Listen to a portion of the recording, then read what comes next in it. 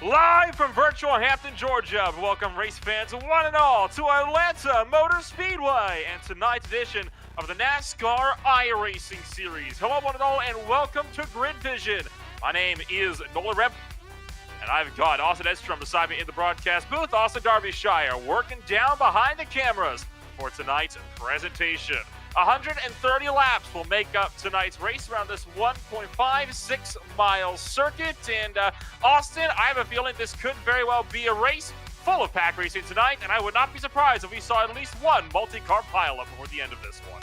I think one might be 1, 2, maybe 5, 6, too short. I think there's going to be wreck after wreck. I mean, we're going to see 2x2 the entire night.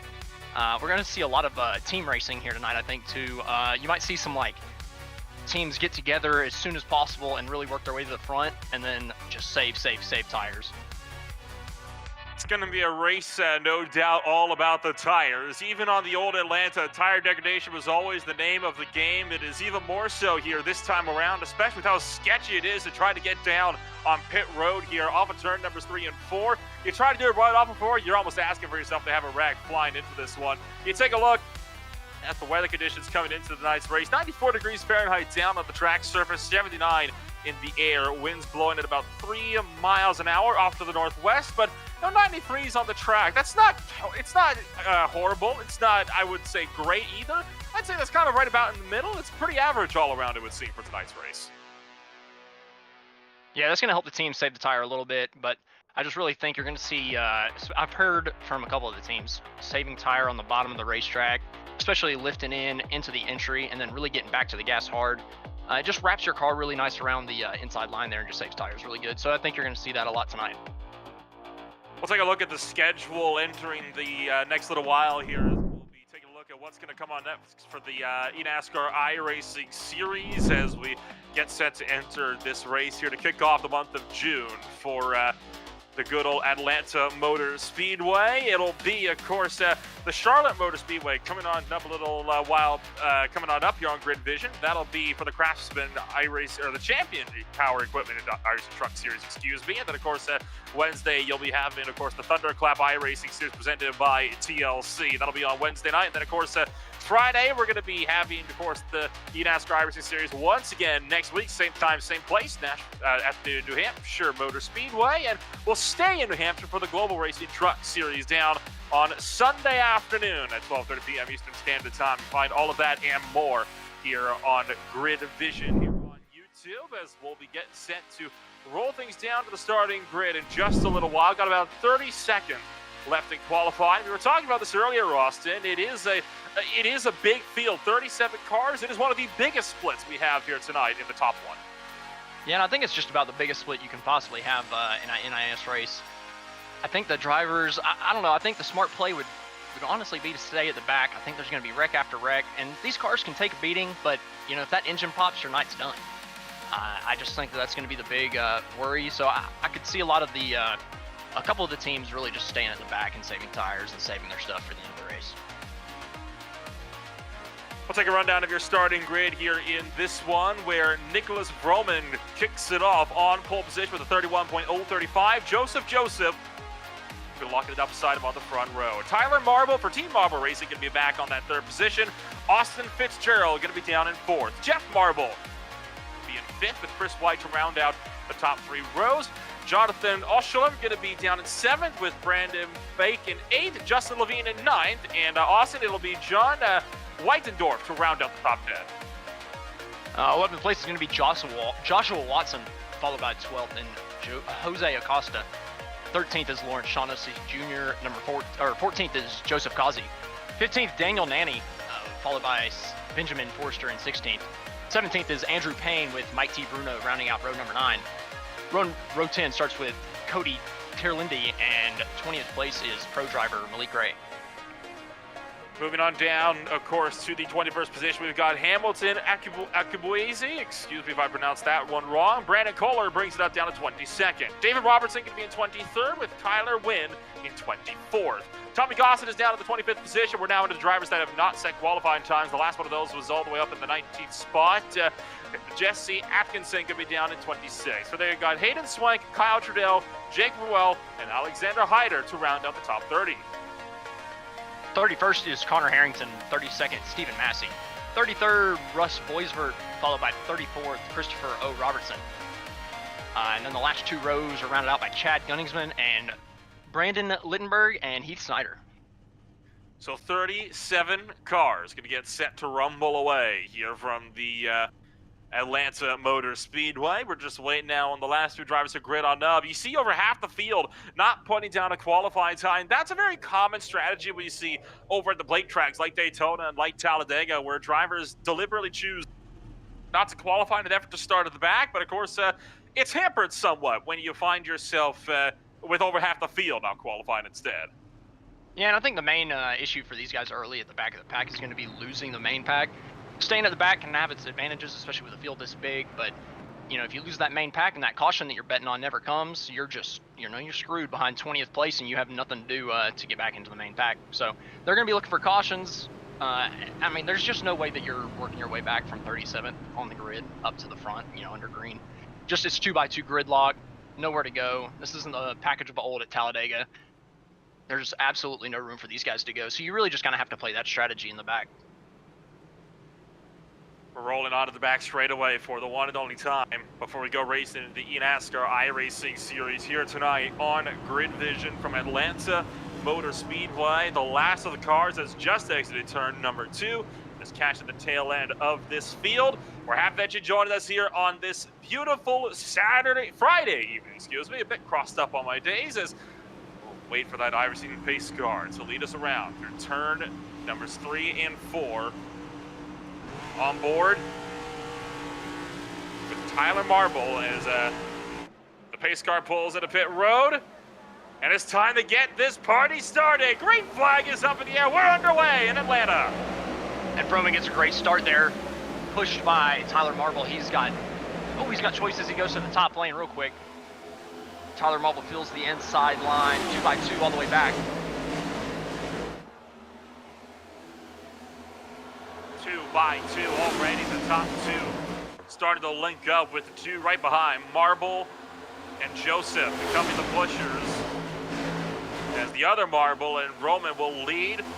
Top two lanes at the moment. Not expecting to see a whole lot of three-wide action in the opening goings here of this one. A drag race of the line. It will be Nicholas Roman to lead the opening lap here from Hampton, Georgia, as he will not opt to clear down to the bottom. He's going to stick up top, being nice and loyal to Ryko teammate Joseph. Yeah, the top two there on the outside are both Ryko teammates. It seems that it was a teammate restart there off the beginning. Really opened the door for Tyler Marble there on the bottom, pushed by his brother. Close there for third coming off the line.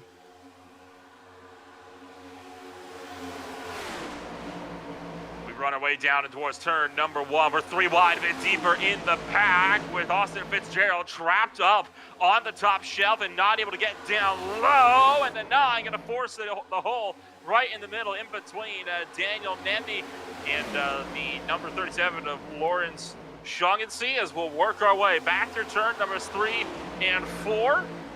Whitendorf still keeping it pinned to that bottom lane of the 21, but it'll be Shaughnessy to look to the top shelf. He's going to try to make a push for the top 10.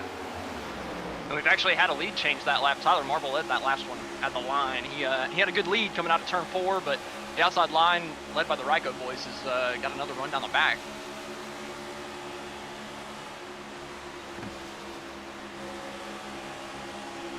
Work our way back through turn numbers 3 and 4. We're going to be seeing a lot of those lead changes over the course of the evening, just like when we see the lead changes down at Talladega and, of course, Daytona International Speedway. Once again, Roman clears from the top shelf, and he's able to get such a good drive off the exit of these corners, and no doubt with the assistance there of Joseph. And Chris Wilhite thought about looking to the inside, opted against it though, and that's going to allow Marvin to get back down to the inside. He'll push up to third, but it's all the Roman show up at the front of the field. And we've got 3 wide back in the pack for about 12. I believe that's Forrester in the 34 car on the outside. But we're starting to see the backpack split off from the lead pack, like I was talking about in the pre-race. There's about 10 cars that are single file in the back of the pack that are really just kind of playing it safe. They see the Hornet Sys in front of them. They see the jostling for position, 3 wide for like 20th. You know, they just want to sit as far back and make sure that they don't get in it, but still keep the momentum up.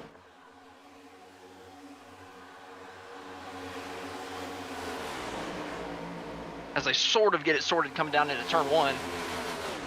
They've been 3 wide back and forth wherever somebody can find a hole. There's not many holes to put your nose into, so you got to take every one you can.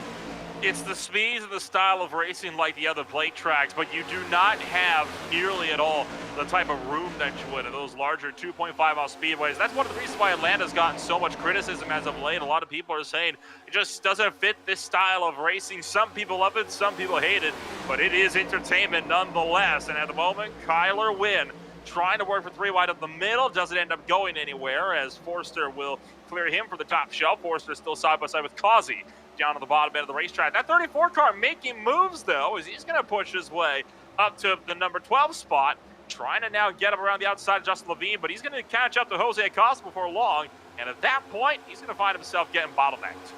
Yeah, the 34 and the 82 both here, they've both been putting it 3 wide any opportunity they get. You see the 82 has kind of found himself in the middle. Somebody put on his outside there in the 7.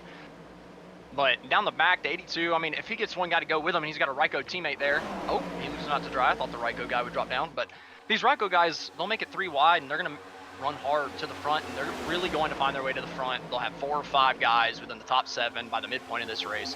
And their goal is to dominate the entire thing. What we just saw, though, is a good example of when you try to make a move, though, and you have nobody that's willing to work with you, as Kyler Wynn had tried to make that look for the inside. Instead, went from 13th to 19th in the span of just one straightaway. Would have fallen back to 20 if he didn't get some help. He's going to be let in line by Connor Harrington, as now they'll try to track back up to the rest of the inside line on that back straightaway, but they're going to stall out right around the 21 of Whitendorf. For now, they'll be able to use the momentum in turn number 3 and 4. Cuts to the inside is Malik Ray, as Ray gonna chop down from top to bottom, and Ray gonna cut off the run for the inside line. I was just about to start talking about how the inside line had completely fallen off. Malik Ray put on the apron. Joseph Kazi squeezed him down on the apron in turn 1. He cut him a huge break this early in the run. I was just talking about how the inside line was starting to fall apart, and then it pulled back together off of turn 4 there. There was a lot of little holes people were finding themselves in, able to jump down to make some spots, but Malik, man, he made the smart decision that time. Saved the entire pack from a massive accident. Yeah, no kidding, as it's a 3-car breakaway up at the front for the race lead. White, Joseph Roman, still unchallenged from Marble on the bottom. Tyler Marble's been leading the charge quite a bit here in the opening going, but he is starting to lose more and more ground. The inside lane starting to drop off here, Austin, as we get more and more tire wear kicking into this thing. And that's one of the big stories, right? Tire wear means so much more at this racetrack than it does the other plate tracks. We go to is on to the 8th thread, heads up. That's Kyler Wynn. And again, Malik Ray, as I think Ray got a little bit crossed up coming out of turn 4, uses all of the quad oval. We'll get back up though with no further incident, but the inside lane only going to struggle more and more as this tire wear factors in. You'll be seeing that inside line having to lift in order to avoid tracking right up into the guys above them. Yeah, I think Malik's doing everything he can to get under Joseph here. Yeah, he does it again off of turn 4. He's not upset, or he's not too happy about that turn 1 move, so he's doing everything he can to put Joseph in the middle there. And he's got 2 Ryko guys behind him. The TWRS guy and Justin Levine tried to help. Those are teammates right there, but stack up. Did they make contact coming off of turn 2? Huge stack up on the side draft. Causey not going to find the hole on the outside, and I think Malik Ray's going to go through here.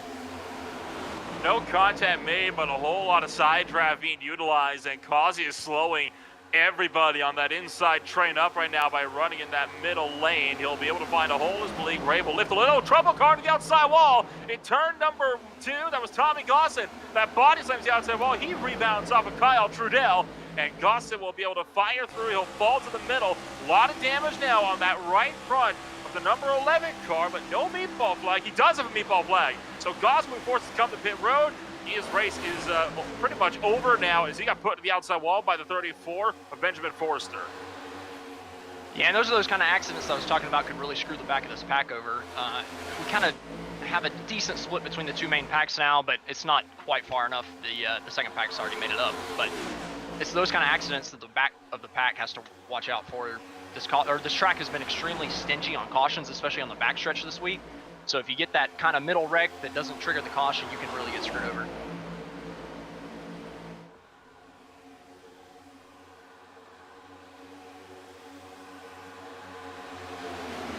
Tommy Gossett will have to find his way to pit road this lap here. Remember, if you don't obey that meatball flag after a certain number of laps, you will be disqualified. All the damage is on the right front toe lane. The toe has been completely knocked out of alignment big for Gossett's machine.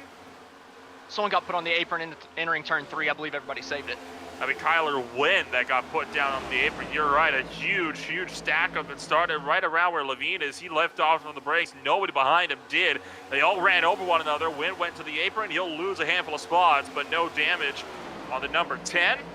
Let's take a look at the grid vision replay here on this deal. This is going to be on board with Kyler Wynn. Now looking from the exterior cameras. This is on the back straightaway, entering turn number 3. So you see already a little bit of a stack up there. Entering turn number 1 with courtesy of Kyle Trudell. You'll see this all take place further up the racetrack. Watch stage left. We've seen everybody entering all at once as the stack up happened about 4 or 5 cars up the road. Oh, I believe that was the replay of Malik Ray there getting in on the apron to turn 1. I see. Whenever Kazi put him on the apron. Bit too far back. We'll see if we can't get that sorted for later on down the run. Well, we've got a Ryko train at the top right here, and this is what they've been doing in A-Open. They get 3 or 4 guys riding the top, controlling the race. I've seen that the bottom lane's been better on tires, but if you've got 4 people stacked up on the outside, there's not really much anybody can do. It's going to take a team effort on the bottom by a couple team cars to really challenge them, but we've got 3 wide back of the pack. Exiting turn 2. The sucker hole claims another victim. It's Joseph Causey this time that's, well, not quite being claimed by the sucker hole. He's making ground down that middle groove, and a bit of a nudge, courtesy of Terlinde down on the inside line from the 0-9, and now a bumper given by Connor Harrington as well. They're still rubbing doors down to the turn, numbers 1 and 2. 2 very distinct packs are formed. You got first place all the way back to about 19th position, then you got 20th onwards from there all the way back to about 34th, and everybody else from there is just kind of running their own line. Tommy Gossett, by the way, has found his way to pit road, but he did not respect the meat flag, and he is now serving a stop and hold penalty. As a result, he is going to be down now 3 laps as a result of that transgression.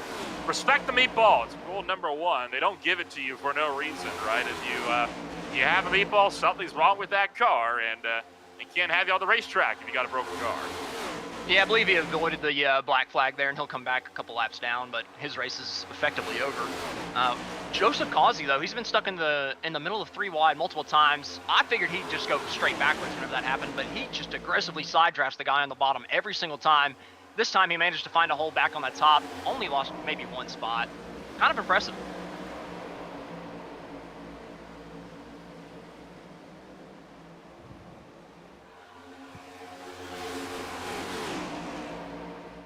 So we will work our way.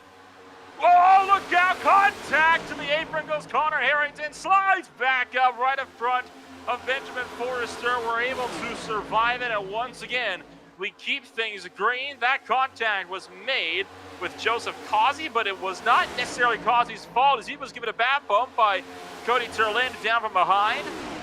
That's going to settle the 80 right down into the side of the 44. But again, it's going to stack all these guys up a bit more, and this front pack started to dwindle more and more now. The outside line is the place to be.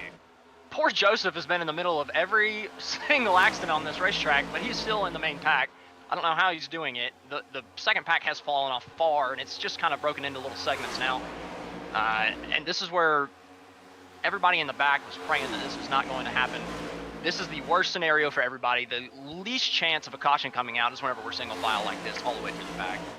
This is just how this type of racing goes, right? Once the inside lane falls away with the tire wear, there's only one place to go, and that's on the outside. Anything further down, you're only going to be cost yourself time. They're now starting to catch the lap traffic as well. Tommy Gossett back up on the racetrack, but quite slow in comparison. Just kind of compared the top speeds. Gauzy in the front straightaway was topping out about 169, 168 miles an hour. Rome was up to 184, so there's almost a 20-mile-an-hour difference between some of the slower guys in this field and those that are just running all by their lonesome right now. Gossett is going to get lapped as tucking right into the middle groove. They are going to be the likes of Cody Terlind as we'll work our way back through turn numbers 3 and 4. Almost 30 laps deep already, and I think in about another 20 laps or so, we'll start to kind of wonder what's the fuel situation going to look like for the guys, especially those that have been running up in front of this train for the whole race thus far. Yeah, if you're at the front of the pack, you're honestly going to be running about 4 or 5 laps shorter than everybody else. In A-Open, we've seen it all week.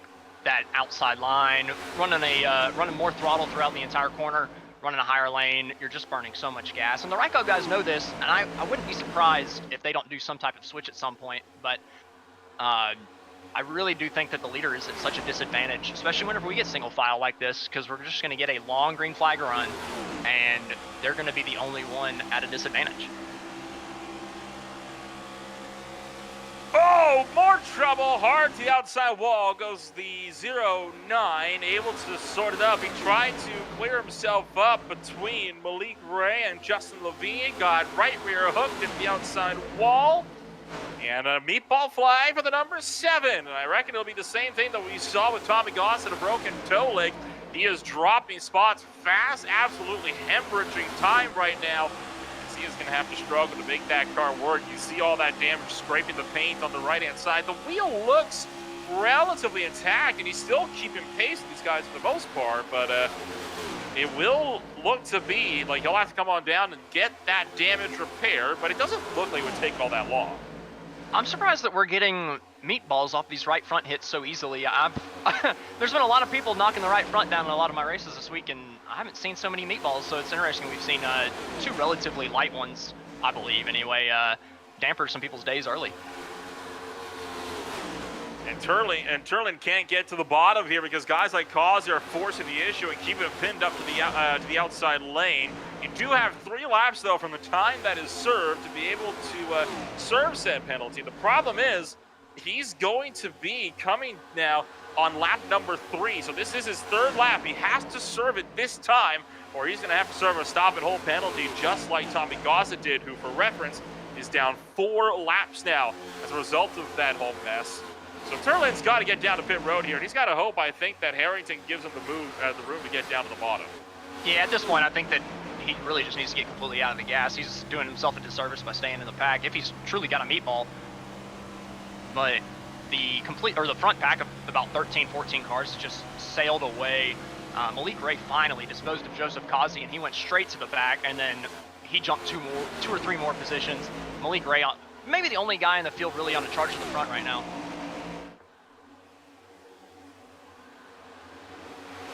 Still with the meatball flag for Cody Terlin. He has not come down to pit road as of right now, as he continues to work his way up on the racetrack, and he will stay on the racetrack. So Terlin still showing defiance for the meatball flag, and wow, not even a black flag. Terlin has just been disqualified from the race for failing to serve that meatball flag. So full-on disqualification. This number 7 no longer being scored on the racetrack.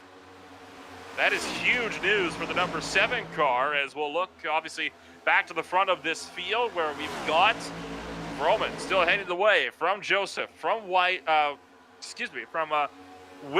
hope I'm saying that right. From Watson and from Bake, as we'll continue to steadily work our way through lap number 34 being rounded here in Hampton, Georgia.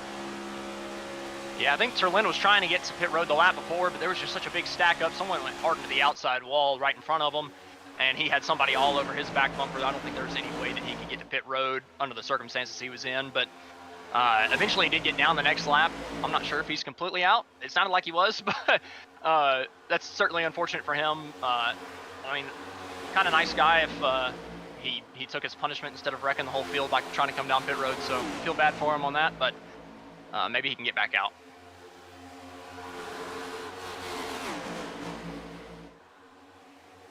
We are just led by a Ryko train up here, 1, 2, 3, 4. Brandon Bake, 5th place. First guy without a Ryko logo on their machine. And Brandon's a fast racer, but I mean, 1 versus 4, he's not going to be able to do anything. And honestly, whenever he sees that, he's probably just content riding 5th and taking his track position. You know, everybody in the top 15 right now is just riding, content with where they're at. It's everybody else that's playing catch up right now. I would argue they're not even playing catch-up. They're just trying to fight it out amongst themselves as Cody Harrington's been put 3 wide deeper in the field in that second train you just saw at the tail end of shot. This whole train up here is pretty much nose to tail, single file, but all these guys back here are still fighting fiercely for positions, and they are costing themselves dearly. As a result, the last lap by, they were half a second slower, and it continues to be over half a second slower this time by, slower by almost 3/4 of a second because of all the jockeying for position going on down to the tail end here. Causey leads this second train right in front of Keith Schneider and Austin Fitzgerald. There's also drivers like Jose Acosta in the mix. Levine, Sarmita Andrew Payne led the way on the inside line. He'll jump to the top, leaving it to Hayden Swank. Well, also fade up to the top. Sorry, it looks like they're trying to finally get single file, but I mean, this is a bigger pack than the front pack by about 3 cars, and they have been losing half a second a lap. I mean, that's awful strategy by the people trying to make it too wide, but they finally got it figured out except for 3 guys in the back. If they can get it lined up, I do think they run down the main pack eventually. This is led by 2 Don Wheaton HFE cars. I know they got a good setup under them. They can fly at the front. If they just stay in line, they can absolutely catch the main pack.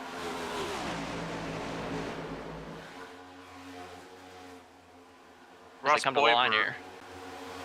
Leading the way down from the bottom as Christopher Robertson, along with Alexander Heiner and David Robertson. Currently the only cars in this little second pack here running that inside lane, trying to make it happen, but they've been losing so much time at this point. I think it would just be worth it to just fade into that outside line as soon as you can get the chance. The 9 of Daniel Nanny into the outside wall, and he'll drop another handful of spots. It's been a tough race so far for that number 9. Started up in the 15th position. Now the last car on the lead lap, way down in 33rd. He's only been going backwards from the get-go. Yeah, he was the one in the wall earlier whenever Terlindi was trying to get to pit road to serve his black flag. Ever since the drop of the green flag, he's just kind of gone backwards. Of course, you know, whenever there's a wreck in front of you and you just got to slow down for it, there's not really much you can do. So it might not be his fault that he's back here in the second pack, but you know, your circumstances, sometimes they fall your way, sometimes they don't. But he's at the back of the second pack, and they're not making any ground whatsoever. They lost another second that last lap. Up in the front train, it is still all the Vroman show. You see down to the bottom, Stephen Massey trying to make a move on the inside of Justin Levine. It's not going to go Levine's way, though. The GV Chevy Camaro will keep his car pinned to the outside line. Jonathan Oshalem running the inside line as well. And now to the top shelf, Massey's able to find a hole. Now, of course, Massey, remember, a lap down in this field, so he has no stake in all of this. I think he's just trying to make sure he can't lose more time by losing this pack again. Yeah, the only car that he's fighting for the lucky dog is actually at the back of the second pack, so he is absolutely nothing to worry about here, which the second pack is a complete hornet's nest again. But Stephen Massey, yeah, he's really got no stake in the game. He just needs to keep his nose clean and get back on the lead lap. There was a car a lap ago that we saw on the inside again. That was, they made contact going into turn 3. Scrambling up the racetrack. Now remember, that is a lap car. Stephen Massey that just pushed Joshua Watson a bit up and out of the way. Watson, of course, had faded into the bottom, trying to make a move, ended up losing a handful of spots. He wasn't 4th at the top of the lap, and Massey just ran through him entering turn number 3. So Watson expressing displeasure over the radio over that exchange. I think Massey, if he knows what's good for him at this point, he's going to find himself more towards the tail end of this train. He's not making any friends right now by holding these guys up. Yeah, and Watson's right on his bumper again. I would be worried if I was Stephen Massey right here, but Watson lost his track position and found a hole back in line and just got ran over from the back from a lap car. I mean, it was a great save, but I'm sure he's frustrated as all get out. It lowers the advantage at the front of the pack for Raiko, though. They've only got 3 at the front, and with the single file line, there's really no way for him to get back up there. And to that point, if I'm Nicholas Roman, I've got to start worrying about fuel mileage now. We're about 20 laps away from green flag pit stops. I really, really think that he's going to be 3-4 laps short of his teammates. I'm sure they'll all pit as a group, but if they don't hit it perfect, the bigger pack is going to shuffle them to the back after pit stops.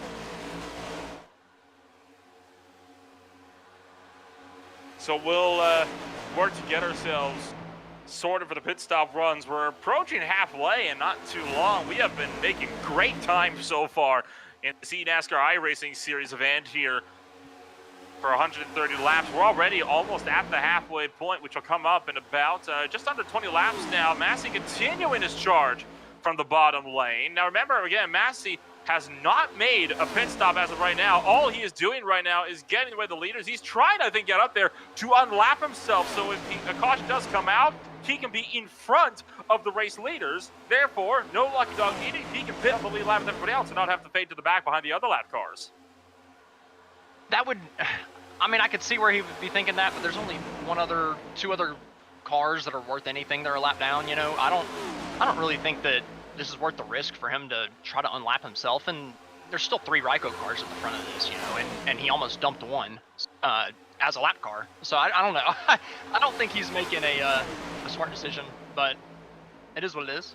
We'll see how it goes. Makes it more entertaining to watch.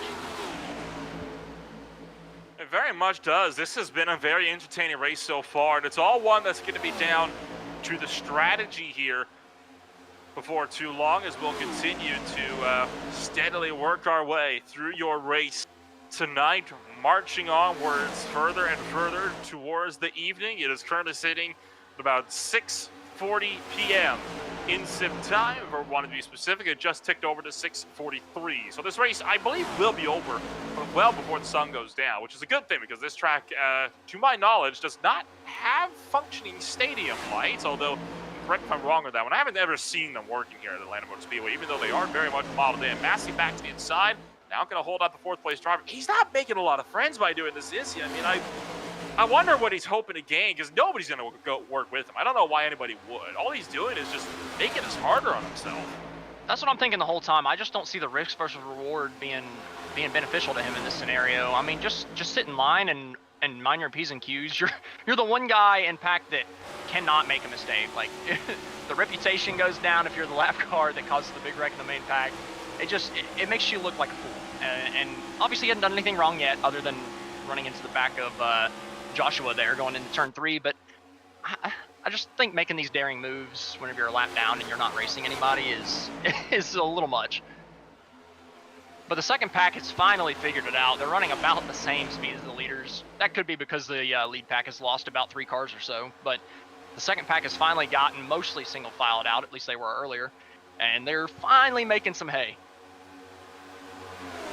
This is going to be enough to catch them, though, by the time we get down to that pit stop window. This last time by, 30.4 for the train leader, Brandon John Kohler. Up in the front, it was a 30.3 for Nicholas Roman. So they're at least matching the pace of these front drivers. It's worth noting as well that Kohler, Whitendorf, and Forster were, of course, as you mentioned, in that leading pack. They've fallen into their own little group of 3, and they're dropping back towards that second train. I don't think they're closing up enough, though, to be able to fully catch them by the time we get down to the pit stop window.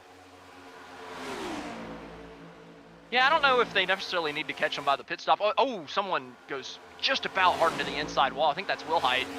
Chris Wilhite on the backstretch just about nosed it into the inside fence. Just as we're talking about pit strategy, big shakeup at the front of the first pack could definitely help that second pack close the gap, and they are down to 6.3. It was 7.33 laps ago, so there's a very good chance they could latch onto the back of this pack pretty soon. Take a look at the replay here with Chris Wilhite, and whoa, pedaling it right down to the inside groove, one groove away from slamming that inside wall. Great save there. Oh man, Joseph Kazi's sideways on the backstretch. He saves it too. Oh my goodness. It's all kicking off. The pushes are getting more and more aggressive as we get closer to pit stops. You'd think people would be taking it easy, but man, that second pack is flying now. I'm surprised Kazi didn't lose the lead of that second pack as a result of that whole mess. We are going to be 10 laps away from halfway this time by at the line. And I think at this point, a lot of drivers are going to be looking to think, when do you want to make this run for the pit stop window? Of course, it's a fairly easy decision, right? If you can make it to halfway, you may as well go a few laps past halfway, then pit. Then not only are you good for the rest of the race, but you're also good for an overtime if it ends up coming up into play. Yeah, absolutely. As far as you can take it is the best. But the problem with the Ryko guys up front is Vroman, he's not going to have the extra for the green light checker at the end. He's not going to have enough to make it, to be able to pit it like lap 67, 68. You know, he's going to be pitting around 65. And I think the rest of the Ryko guys are going to come with him. So I just think that he's the one kind of odd man out on the fuel strategy. But he's got the team with him. And honestly, there's not a high chance that this thing goes caution-free the rest of the way, especially with these green flag pit stops on this track. It's not like real life where you enter in turn 3 and go 90 miles an hour throughout the corner. You go through the corner full speed in a pack and then just slam on your brakes right in the racing groove. It's treacherous as all get out, so I'd be very surprised if we go through green flag pit stops without at least a partial incident. I honestly think our first caution is going to come during the pit stop. Right now. Look out! Joseph with the Formula Drift license from the top shelf, entering the quad oval, kicks the back end out, defies all known logic on the iRacing sim service with cat-like reflexes to keep that machine in the groove, and maintains a second place run as well, despite the number 18s of Brandon Bake's attempts to go for the second place himself. Now Bake might get caught in the sucker hole. But to your point, I think we are going to be getting our first caution right around that run to come down to pit road, because so far in official capacity, because a lot of leagues, right, they mandate you have to enter in turn 3 as well for that exact reason that you mentioned before. I have yet to see a single official race at this racetrack go completely green, and it always comes around the pit stop window. It really does, Nolan. I mean, it's just so scary getting into pit road, and we get 3 wide there for 4th place. You just see people start shifting from the top to the bottom right in front of other guys, and sometimes, you know, sometimes you just can't get your finger on the mic fast enough, you know, to tell everybody that you're going pit road, and the channel can get clogged. So there could be some miscommunication that leads to somebody getting run over. But right now we've kind of gotten single filed out for the first 4 or 5 here in the front pack, and we'll start seeing migrating to the bottom and really focusing on the pit stops coming up. But that second pack is getting bigger in their mirror. And that was not helped at all by that big 3-wide scramble that all kicked off when Joseph Cause goes sideways on the front stretch just a few laps ago. Tyler and Jeffrey Marble going to be looking to work together at the front of that train to see if they can't push themselves further and further up. That second pack was 6 seconds back a little while ago. Now that gap is closed in to just under 4 seconds. And it is continuing to close the longer these guys go side by side. Now Vroman under fire for the race lead by the number 2 of Malik Gray, looking to the top shelf. Malik Gray will lead another lap on the night as Vroman will see his long reigning streak in the lead come to a close. Yeah, it's not a surprise to see Malik Gray up here. I mean, I said earlier he was the only guy really making moves to go forward whenever it was a single file train. And, you know, that's not a surprise as it is. He's the only pro guy in the field. And he's got the challenge back, though, from Nicholas Roman on the inside and a couple of Ryko guys. Ray looking back down to the inside and trying to pin down to the bottom. Joseph thinking about 3 wide up the middle for the lead. Doesn't end up making the move, tucks it back in line. That second pack continuing to close. It was down to 3.3 at the line this last time by. And it is a dead heat down that back straightaway. Drivers communicating on the radios, figure out who's going to go where, who's going to do what. What's the game plan? We are 2 laps away from halfway this time by. They might catch them at the worst possible moment. I mean, if the 2 packs merge right at the same time they're trying to pit at, I mean, we're going to get a nuclear bomb of a pit entry. This could get a little messy. Oh, it's starting now. Joshua Watson makes the call, pitting this time. That second pack is at the exact perfect distance where if something big happens up here in this opening pack, they will come in with not nearly enough time to slow down and just enough to run everybody over. Looking right there it is. Here we go. Trouble entering pit road. 1, 2, 3 cars will end up missing it as Watson, Vroman, and Banky all missed pit road, running each other over. Just like we talked about, it's going to come around that pit stop window. We were lucky to escape with that one. Out of the 5 that tried to pit, only 2, Kazi and Joseph, made it down. And that's 2 of the Ryko cars that had dominated the beginning of this race, that had been running top 4 for the first 40 to 50 laps, that just completely got screwed over by that. Oh, is that? There's a car slow on the backstretch. Might be out of fuel. I believe it was the leader, Vroman. I believe he's out of fuel in turn 3. I'm not surprised at that, as we see a whole host of drivers come down to pit road. Remember, he was leading the field for a majority of that open runs. He was burning so much more fuel than everybody else. And he is indeed looking to be out of fuel. So he is slowing down in pit road. So this could be that was a race caution there for Vroman. He may very well lose a whole lap now because of that kerfuffle. They're reckoning in pit road. Here we go. More sideways. This time we are fully reckoning in pit road. One sideways in the lane. That's Fitzgerald. He's able to get it. No, he's not. He's going to leave pit road. That's going to net Fitzgerald a black flag when he comes back in here. So Austin Fitzgerald will have his race effectively ruined. You had also seen at the back of the shot, I believe it was Jose Acosta that had gone around. Still, though, we have managed to escape without a caution. We still got a big pack headed up by David Robertson. Coming around to turn numbers 3 and 4. More cars trying to pit. Robertson, no, we're wrecking in turn numbers 3 and 4. One into the outside wall. And again, we're able to just make it in, except for one. Jack Gunningson going to make his way across pit road. He's going to spin it into the lane. And he alt F4'd. He's out of here. He's upset. I'm not surprised. Poor Chad. He had a meatball flag, as did Brendan Lichtenberg and Jesse Atkinson. That was all from a huge mess over in turn number 4 that caused these guys to get slammed up into the outside wall. Every single lap that we've had green flag pit stops, we've had an accident in turn 4. We just haven't had the caution to go along with it. So many contenders have just been taken out of this race, even guys that have been in the second pack all day. They were just about to find themselves back up with the leaders for the first time in 30, 40 laps, and it can just get wiped away in a snap on green flag pit stops. Jesse Atkinson with a meatball flag enters pit road, as does Brendan Lichtenberg. They both make their way down, and that's going to leave it effectively for the pit stop window. I believe taking over the race lead going to be, I want to say Joseph. Yep. Although Christopher Robertson still in pit road. My timing hasn't updated. So Joseph takes over the race lead. He leads from Malik Ray and Lawrence Shaughnessy and Chris Wilhite.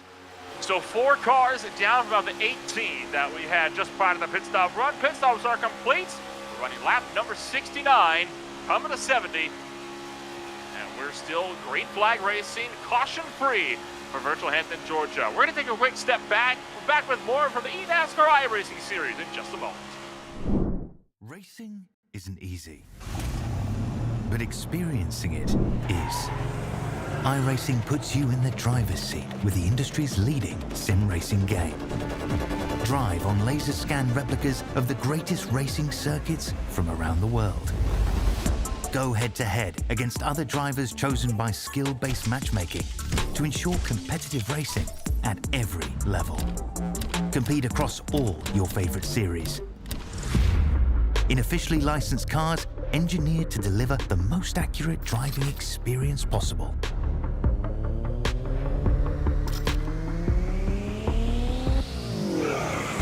Join a race or host your own with players from across the globe. Race against the computer or in a league with friends. Feel the thrill behind the wheel. Visit iRacing.com.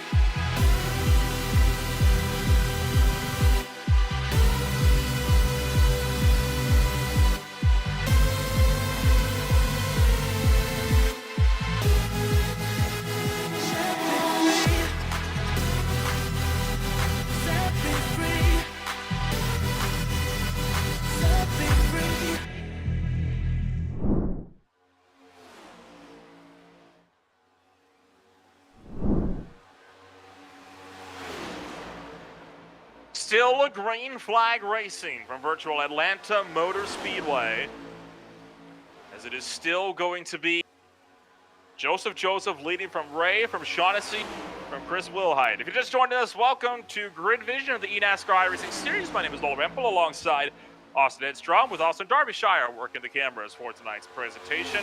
Rounding lap 75, our pit stops have been completed for this race. We saw a few drivers retire as a result of that one. Most notably among these drivers was, of course, the driver that was formerly leading this race, Nicholas Vroman. He was the leader for a majority of the opening stint, but he got bumped trying to enter pit road and missed it, ran out of fuel in the backstretch. As a result, he is now the last car on the lead lap and the one that currently leads the train that Joseph is heading up himself. Yeah, a little bit like I was talking about earlier. The Ryko guys really having each other's backs here, and this is the kind of product you get at any super speedway racing. Nicholas Vroman made a mistake, and he ran out of gas on that lap where he missed the pit road, but he was still just able to hold on to the back of the lead lap here, obviously because his teammates are pushing him through. But if you look at this main pack, it's 5 of the best cars in the field, right? It's 4 Ryko setups, and Malik Ray, obviously his talent is way above anybody else's in the field, more than likely. So this is really going to come down to that third pack. We've seen a second pack of just a couple drivers that's going to get engulfed by the third pack as they come up. Just the bigger numbers will run down this pack unless they go 2 by 2 after they catch that second pack back in the distance. And I think that they're running up on them right now.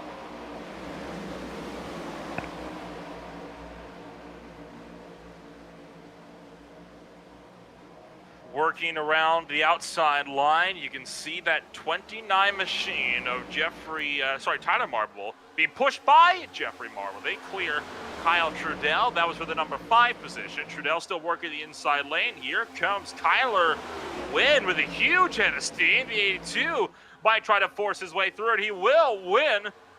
Going for the Hail Mary to the inside of turn 1. Pushed by Stephen Massey.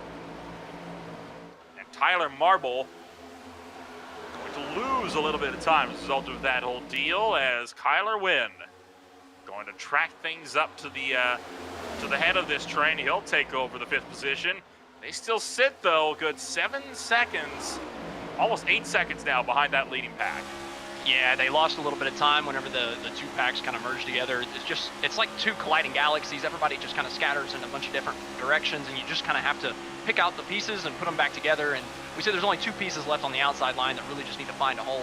Looks like one of them side drafted trying to make one, but if those last 2 can really just find a spot, find a home, and just ride for a few laps, they can absolutely catch the main pack with a massive run. And at that point, the leader of this pack can go wherever he wants. And he'll be guaranteed just about to get side by side with the leader.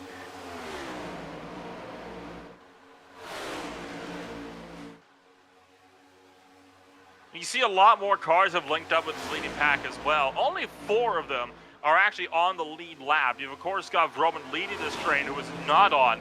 Well, he's technically on the lead lap, but he's also 1 car away from going a lap down. And then, of course, further in the back, you've got Christopher Robertson, who's a lap down as the lucky dog driver. Joshua Watson is a lap down at the tail end of this as well. And I think the fact that they've gotten more cars with them that are not looking to overtake them, that is what has really allowed them to be able to continue to walk that gap out. It is now over 8 seconds back to Kylo and more, even though that second train is almost entirely single file now. The other problem is the second pack, they're running the inside line, and there is no speed around the bottom. They need to get out to the outside line if they want to make ground, because that's what the other guys are doing up towards the front of the field.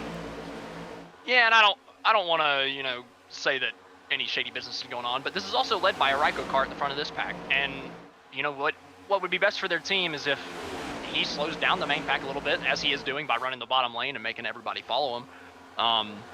While the other pack is running the top, running faster lap times with less cars. He's almost doing a service to his team here, being in the front of this pack. That's where if you're second place in this pack too, that's Stephen Massey. He's still a lap down, looking to get back, look back to the main pack because there's 3 cars there that he could pass. So all he needs to do is push, but he's being led around the wrong lane. They're not going to make up any ground whatsoever on the main pack if they're all stuck on the bottom.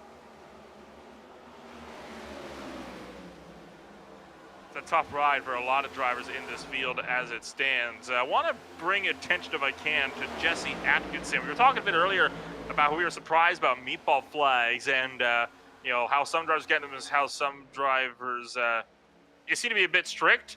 I want to take a look at the right front tire, if I can, on Atkinson, and pop a question. How is that not a meatball flag where the others were? I mean, at least for me, that wheel's jutting out about 15 degrees further to the right than it should be. I don't even know, man. I mean, yeah, that left front looks perfectly fine, and you go back to the right, and it's definitely jutted out. I don't know if it's the right front fender maybe making an optical illusion there. Maybe it's the fender that's just completely killed. I'm not too sure. I remember looking at Tommy Gossett's car whenever he hit the wall, and I didn't think it was too terribly hard, but I do think I remember his right front being just a tiny bit worse than that. Yeah, it looks like the wheel's intact. The axle's fine. Right, doesn't look like there's any added camber, but it's just that right front fender has been up all to hell. Beautiful camera work there, I might add as well. That's a great view of being able to get an exact view of what's going on with Atkinson. You can tell he's slow. He's topping out at just over 165 miles an hour at the end of the straight compared to everybody else running 180 up to 190 or so. Still no time being made from these guys here in the second pack. They've fallen back to over 9 seconds back. It's going to be all the Joseph show up in front. Now, I think bigger ticket question is, if these guys want to go for a win in this leading pack, are they going to be so eager to make a move for the race lead if it means going onto the apron to do so out of the final corner? Because while technically, yes, there's a quote-unquote yellow line rule in place for the real series, iRacing has no such rules that they can at least, I would say, reliably police here in this one. And to my knowledge, they don't have any in play here for Atlanta. From what I've seen, the major move all week in A-Open has been to take a hard left as a second place car and just completely cut the dog leg. So I'm absolutely positive that whoever's in second place, whoever's in third place, will use whatever bit of the racetrack they can. It doesn't matter where the lines are painted or how they're painted. They're going to run all over them and use all of the racetrack to win this race, 100%. Especially with it being teammates up front, there's a little bit of, you know, there's going to be a little bit of fun had with it. You know, they're going to be able to kind of have some bragging rights with it at the end, saying, haha, I beat you in NIS Open at Atlanta on, you know, X night. And I mean, it's a big deal for each other to kind of be able to jokingly gloat about that. So I think that they're going to use all the racetrack, especially with the Ryko guys all pushing each other.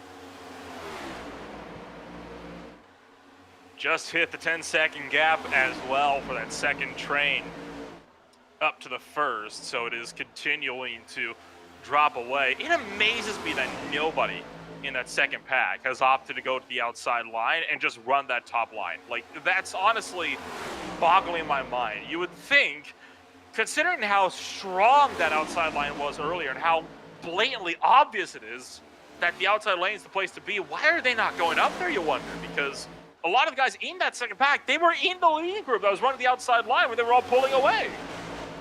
I think the main problem is just that, like, it's got to come from either second or third place to do it. If somebody jumps to the outside from fourth, fifth back, then it's just going to cause a 2x2 train to form again.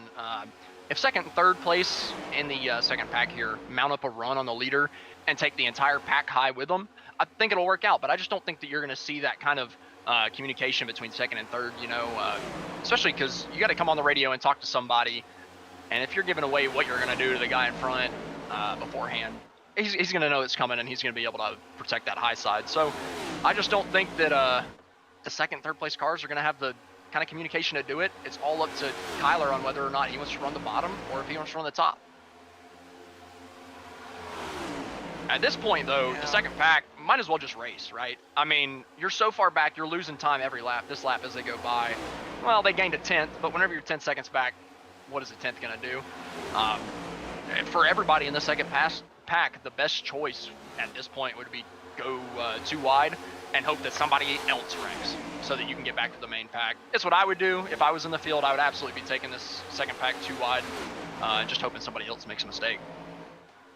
They would have to effectively gain at least 5/10 a lap now from here to the end of this race at the very minimum to even have a chance on catching the leading pack. And honestly, You know, we joked about the fact that we might be seeing a few pileups over the course of the night, but the deeper we get into this race, the more I start to think, I don't think we're going to get that caution. I think this race at this point may very well go flag to flag. I mean, everybody's running in single file. Everybody's being very composed compared to the opening. Well, as I say that, there we go. Spinner in the back, the 19 of Mike Bruno going around, still trying to pedal. It comes back onto the racetrack. No caution. We'll keep it green. It was the number 14. Who is still trying to keep it under control in turn one. He's down on the apron now.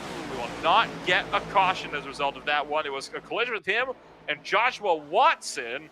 And we'll get a look at this one here. There was definitely contact between them. And, I mean, Bruno just turns in on him. I don't know where he thought Watson was going to go. There's not anywhere he can go.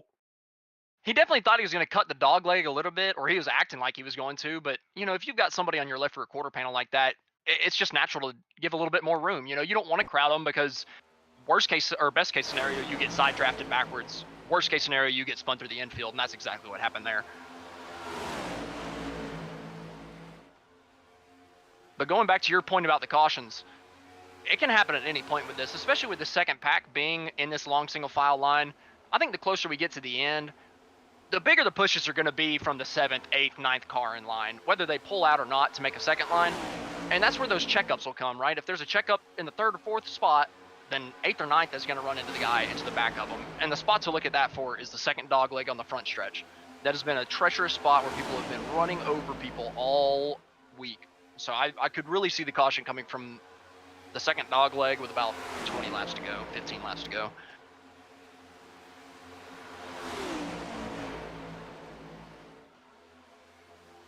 Still have not hit the triple digits factor yet. We have just over 30 laps remaining so far in your NASCAR iRacing series race here tonight. There was a lot of drivers that signed up for this race. 399 was the official tally by the time the practice sessions went live. So close to getting 400. We just need a one more. Unfortunately, it was not meant to be. So 399, there was something like 20 splits, I believe, just about, that were put up for tonight's race. It was something extensive, to put it mildly. So a lot of drivers have come out tonight to race NIS, and it's been a good show from your top split race here tonight. I know there's sometimes the joke about how, the top split's the worst one because that's how everybody else gets competitive. It's really the middle splits where you at, but it's not been the case tonight. It's been a very, very clean show all night long as Kyler Wynn continues to lead the way in that second train up on the low line still. Yeah, if I wasn't thinking any better, I would say at this point, your leading pack might have been catching them and lapped them by the time we got to the end of a secondary fuel run if they had kept it as it was. But it looks like they've been able to at least stabilize the pace, so they're not losing any time anymore. Yeah, but they're not gaining either, and that's where the impatience is going to start setting in with that second pack. They're really going to start racing each other at some point. You know, the guys that are in 20th at some point are going to know, hey, we're not catching this main pack. I'm going to try to finish 5th. And, you know, a top 5 is still something to hang your hat on whenever you're talking about top split NIS racing. And to your point, it has been a really clean afternoon so far, but the only issue has really been the green flag pit stops and maybe a couple single car spins where someone put somebody through the grass like we saw a couple laps ago.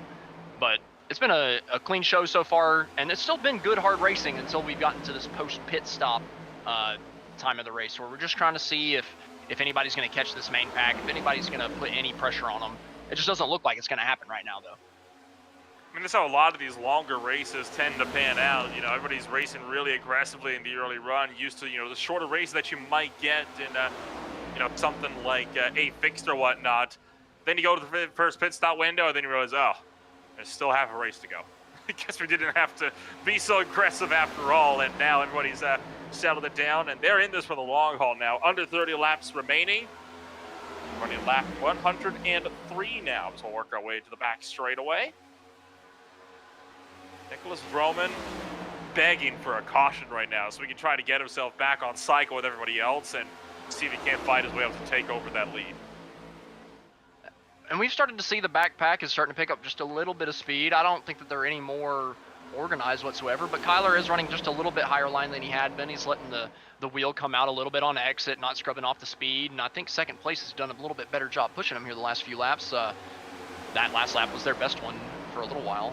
They gained 2/10 that lap, but that's still just not quite enough. And I think you'll start seeing 17th, 18th at the back of this pack really start trying to make some moves here.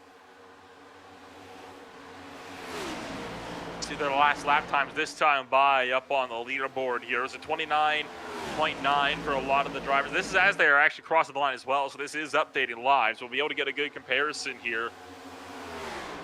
29.9 to 29.89. It's really about dead on with one another right now. So now they're not losing time anymore, but they're not really gaining anything either, I think, is their big problem. They need a couple more drivers to drop away from that leading train before they're going to be able to really start to reel that gap in. But again, at this point in time, it's not going to happen with 25 to go. Especially because the lead pack just picks up every single lap car that they get. You know, every lap car, they go around the lead pack goes around the outside of them and just drops them to the back to protect their teammate, and they just have the whole pack of them lined up on the back. And I'm kind of surprised some of those lap cars haven't tried to mount a charge and start racing for the lucky dog, but everybody's just content in this main pack to run single file until probably 2 laps to go, where Malik's going to try to make a move. But you know, he's honestly a sitting duck right now too. No matter what move he makes, I don't really think any of these Ryko boys are going to go with him. You always got to figure that out beforehand, right? Which drivers you want to link up with, which ones are going to be willing to link up with you, and go from there. So far, that has not very much been the case in your field here tonight. It's been very traditional, I guess you could say, throughout a majority of this one. It's all hectic in the early run, but then after that, it's pretty civilized. And at the moment, I don't think that free-for-all is going to be coming until we're about 10 laps to go from the end. Yeah, it's very reminiscent of a real-life Xfinity race at Atlanta the past couple of years. Ever since they repaved it, you kind of get the hard racing at the beginning while the tires are still fresh, but as soon as they start wearing, everybody just kind of gets single file and is content with where they're at because it's just so hard to make a move. I don't know if that's necessarily, I don't think that's the problem here. Obviously, it's just 2 different packs who are trying their hardest to not combine, well, the front one to not combine with the back one, and the back one to combine with the front, but it just leads to a weird strategy race where you don't really get all that action. Just, is somebody going to turn somebody? Is the second pack going to catch them? The answer to the second question is obviously no at this point, but you never know. That caution comes out with the leader coming out of turn 4 with 2 to go, and the entire race gets turned on its head. On board with Lawrence Shaughnessy Jr., racing out of Greenville, North Carolina, as he'll continue to work his way with this leading pack here. Of course, Shaughnessy has been running number 3 for pretty much this entire run since the last bout of pit stops, and I don't think that's going to be looking to change anytime soon until, again, we get it down to within that 10 lap to go range. At this point, he's got no reason to try to fight us out of the front. All he's going to do is cost himself time, cost himself tires that could be potentially saved for the later runs. Now, what he can start doing is making these little peaks, right? Figuring out where's the speed, what line works, what line doesn't, so he can set himself up properly for the final stint of this race. Yeah, I imagine he'll want to ship Malik out of the race pretty soon and just make it a Ryko 1-2-3 opportunity. 1-2-3, yeah, 1-2-3 opportunity. I just don't see Malik having any defense here. He's got 2 Ryko boys lined up behind him, and he's got 2 right in front of him, right in the middle of the sandwich.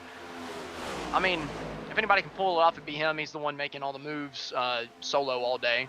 He hasn't had any help, and he's been able to put it 3 wide outside on the front stretch of everybody. So, I mean, he could definitely have some type of run, but I don't know. It's just going to be really tough to beat with all the Ryko cars around him. And that second pack still has not gotten side by side. I've seen those big checkups towards the back end of the quad oval, like I had mentioned earlier, but none of them have resulted in anything big. A couple of the checkups have costed them a little bit of time to the main pack, but that's about all we're seeing right now. Well, we hear Drekken on the radio, but I think it was just a false call. Maybe he's calling his shot, hoping that the caution comes out, but there's not much racing right now.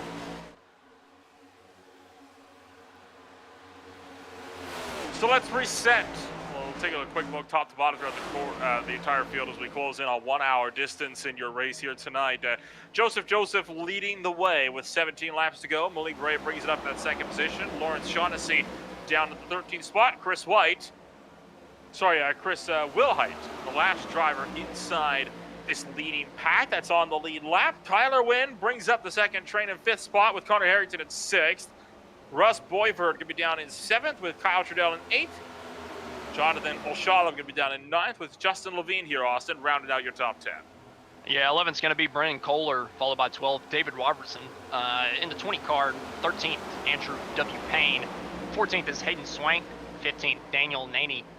16th, Joseph Kazi. He's been in the middle of a ton of incidents. Somehow has kept that car clean in the second pack, probably out of the running for the race, but running 15th, or 16th. 17th is Heath Snyder. 18th, John Whitendorf. 19th is Brandon Bake, who was running up front, but he got caught up in that pit road mishap where he had to miss pit road and go around again. And 20th is Jose Acosta.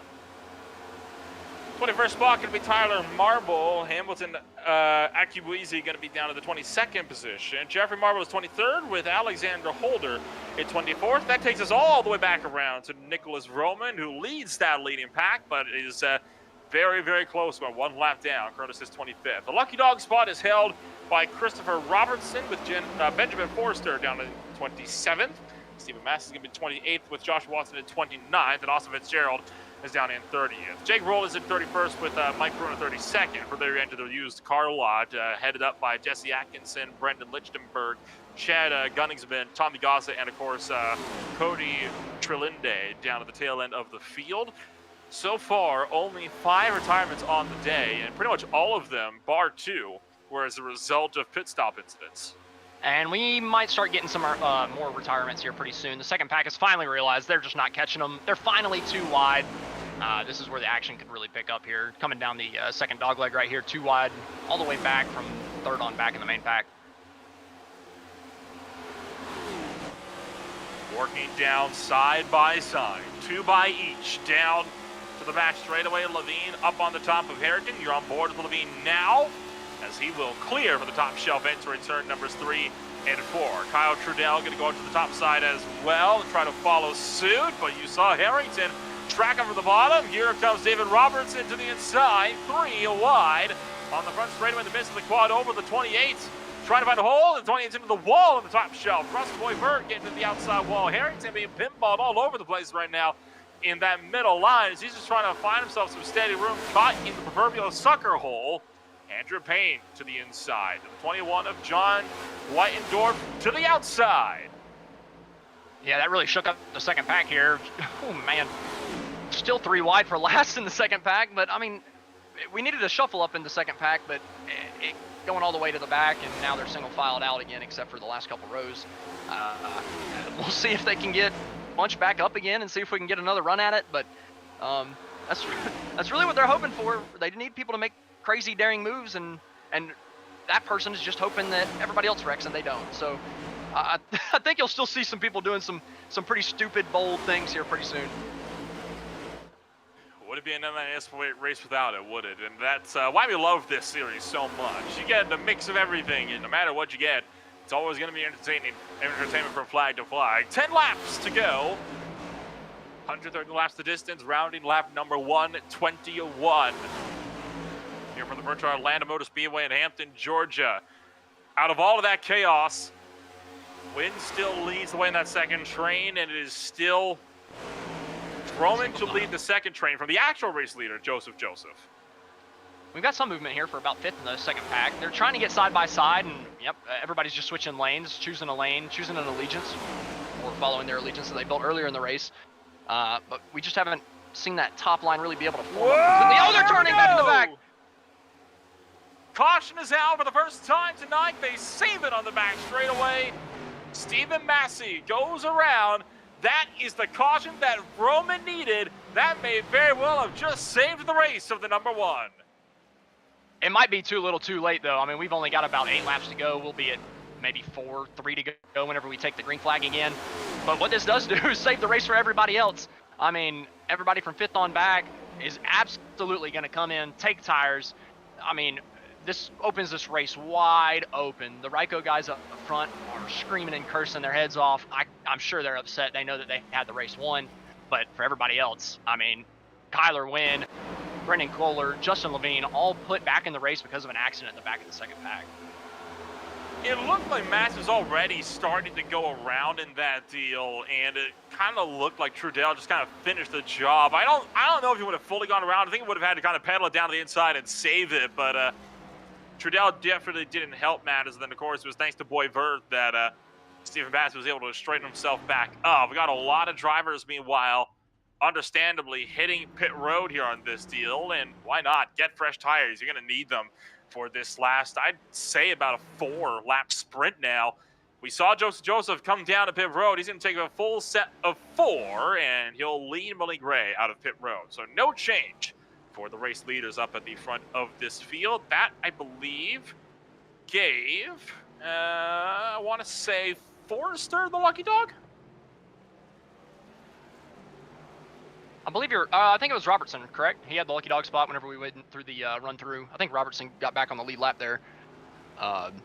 Obviously, like what you had mentioned earlier, Roman got saved by that a little bit, but he's going to still be back in 20. Now, I mean, after the lap cars, he'll be back in 32nd on the grid. So I think Roman's still out of it, but I mean, man, this opens the door for so many people who thought the race was over. Everybody from like I mentioned earlier, Justin Levine, Jose Acosta, Tyler Marble.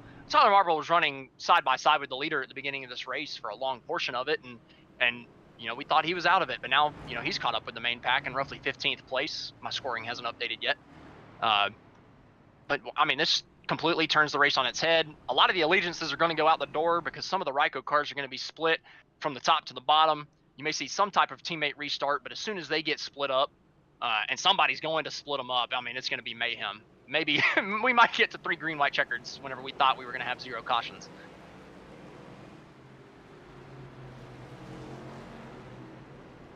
Man, what a night. And I think you're right. I don't think Roman is going to be able to get the win, but at least he's not going to be relegated to finishing 25th, right? This allows him to at least be able to work his way back up through the spots and get himself some extra chances. And it was Robertson that got, sorry, it was Forster that got the lucky dog. Christopher Robertson was shown on the lead lap because he stayed out. He did not come down to pit road.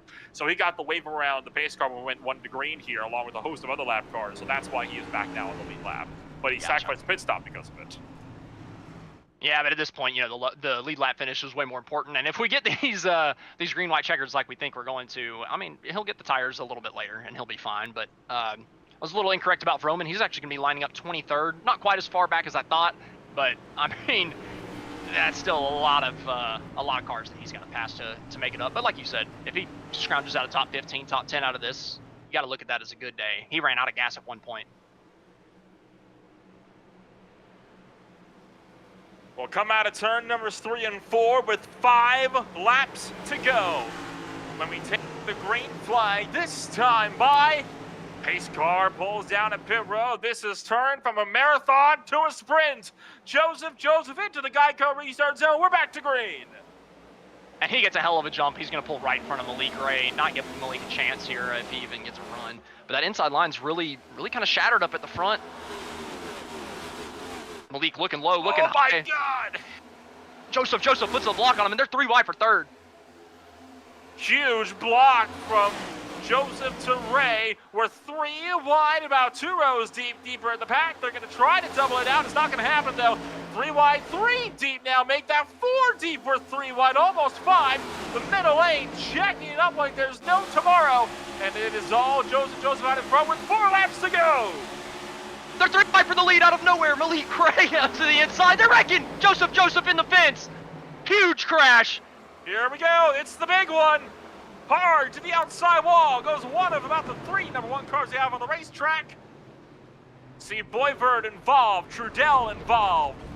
So was Bakey. Ray was in it in a huge way. Massey got a piece. Watson, I think, was there. Causey is destroyed, as is Joseph. Daniel Naney is in there. At least 7-8 cars collected in a huge pileup down in turns 1 and 2. Watch the American flag scheme here. Justin Levine in the middle, just about gets right rear, gets through. Somehow is going to be in 2nd place after running 10th all night. And I mean, takes out all of his teammates behind him, takes out most of the Ryko squad. I mean, it has absolutely turned into anybody's race whenever this was just a single file parade for the back half of it.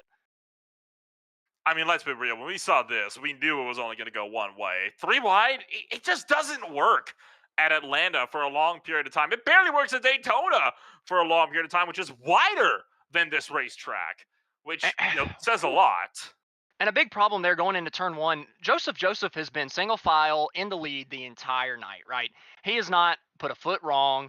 He has not had anybody really challenge him for that position. And all of a sudden going into turn one, Bottom. he goes from just leading the race by himself the entire race to 3 wide out of nowhere. And he's honestly the one that made the mistake going into the corner. He turned left off the wall, got into Malik Ray's side whenever Malik had nowhere he could go to the left, and honestly kicked off that chain reaction. So I think maybe the nerves got to him, but I mean, it's really just hard racing there at the end of an NIS Open race on a Friday night.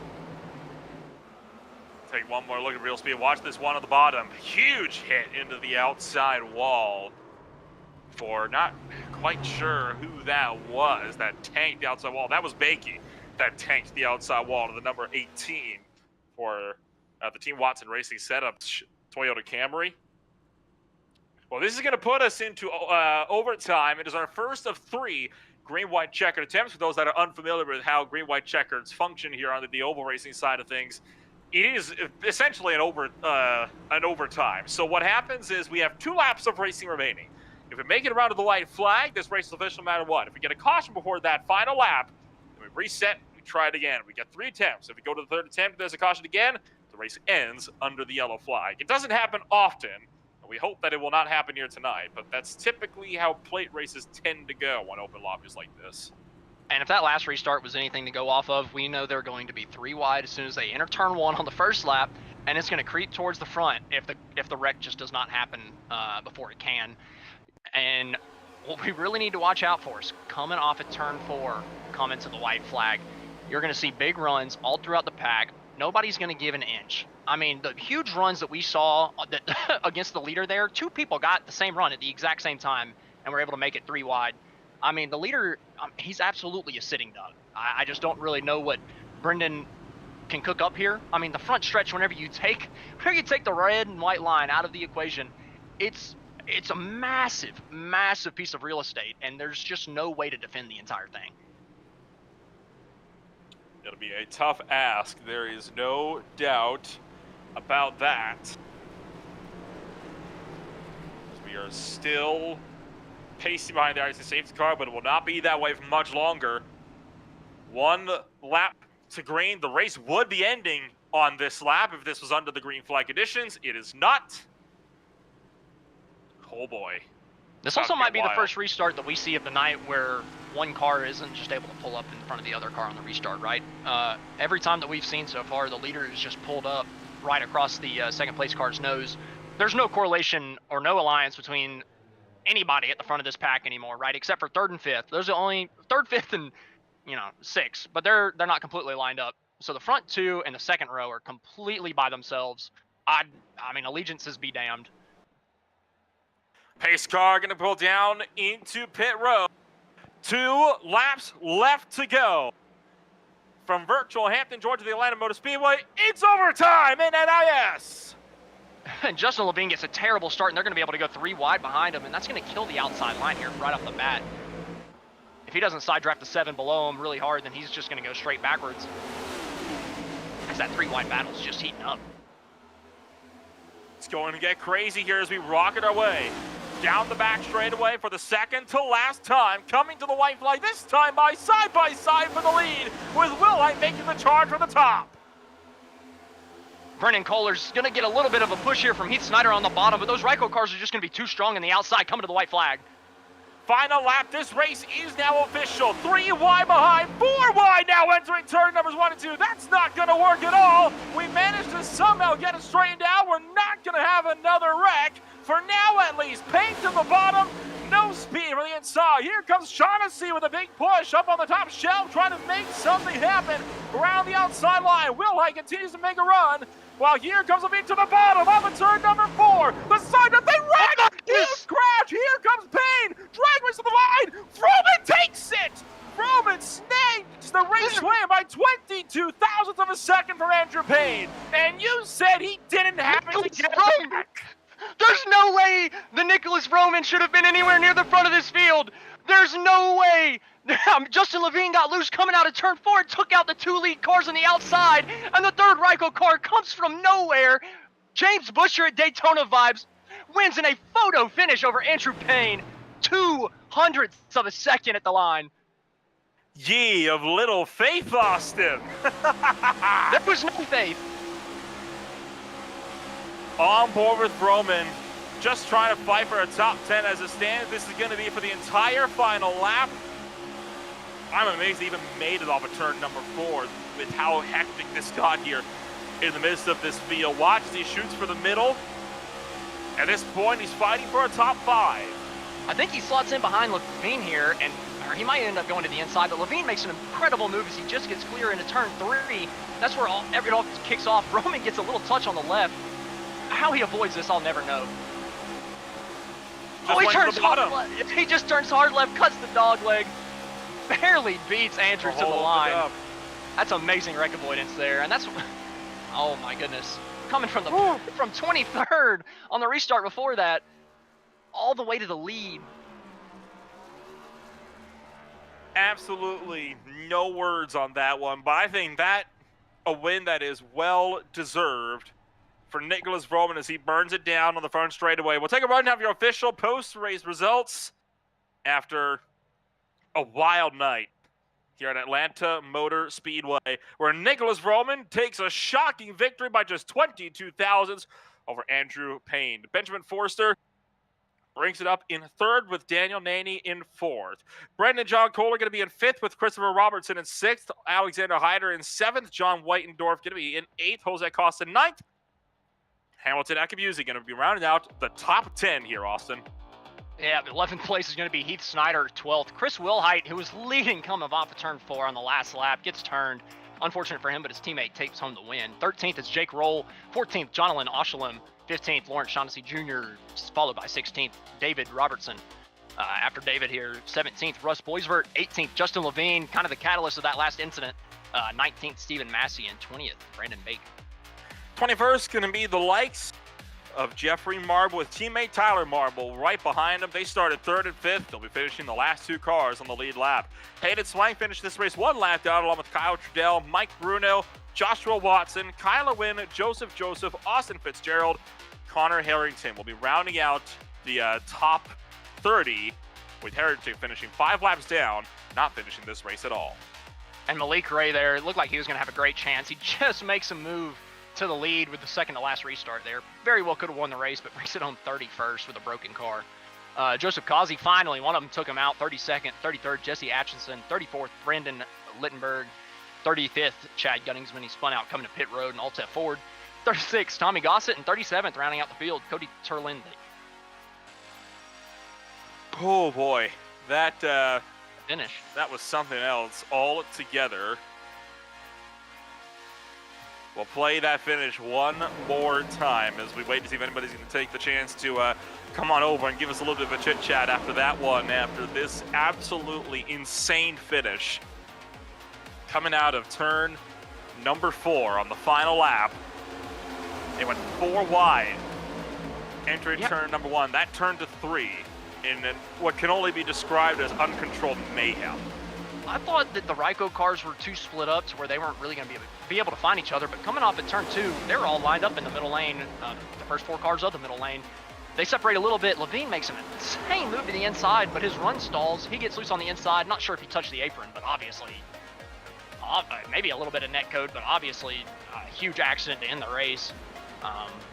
And the guy who probably should have been up there from the beginning, he got screwed over on a green flag pit stop, getting run over from behind, ran out of gas because he missed pit road, somehow comes back to win the race, James Busher style.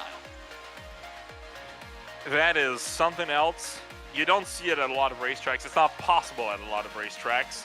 One of the few it is right here at Atlanta Motor Speedway, and doesn't look like we'll be able to have anybody come down and give us a talk for the night, so that might be almost about it for the evening. I can tell you right now, though, it's going to be wild. I mean, we're going to have, New Hampshire Motor Speedway coming on up next. It's Martinsville, but more. I like to kind kind of call New Hampshire Motor Speedway, and it's a track that I hold near and dear in my heart. It's flat, it's wide, but boy, do you ever have to use the bumper to move people up and out of the way.